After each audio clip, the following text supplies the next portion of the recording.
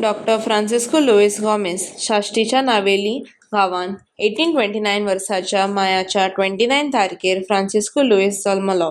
ताची आवय आदेओदाद गॉमेस एक सुशिक्षीत आनी शेगुणी अस्तरी आनी ताचो बापूय फ्रांसिस्को साल्वादोर गॉमेस एक वेज आसलो.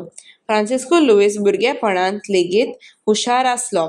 8 वर्सांचेर आसतना तो पुर्तुगेज भास बेस बरी उलयतालो आनी नीट बरयतालो. मुळावें शिकप ताणें मडगांवां केल्लें आनी उपरांत तो पणजे वैजकी विद्यालयांत शिकूंक गेलो आनी 20 वर्सांचेर वेज जालो.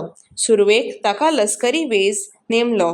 मागीर वैजकी विद्यालयांत ताका शिक्षकाची जुट्टी दिली आनी 1860 वर्साच्या जूनाचे पयलेर फौजेचो सर्जन म्हूण ताची नेमणूक जाली.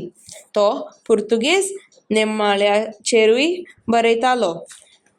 ताच्या गुणांक आनी गिन्यानाक लागून शाश्टी आनी काणकोण महालांतल्यान मतदारांनी 1860 वर्साच्या जाल्ले वेंचणुकेंत डॉक्टर फ्रांसिस्को लुईस गॉमेसाक आपलो प्रतिनिधी म्हूण वेंचून काडून पुर्तुगेजांतले लोकसभेंत धाडून दिलो.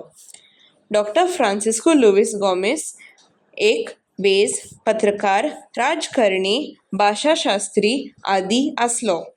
पुर्तुगेज, फ्रांसेस, इंग्लेज, इटालियन, लाती, कोंकणी आदी मराठी भासो तो खोलायेन जाणा आसलो.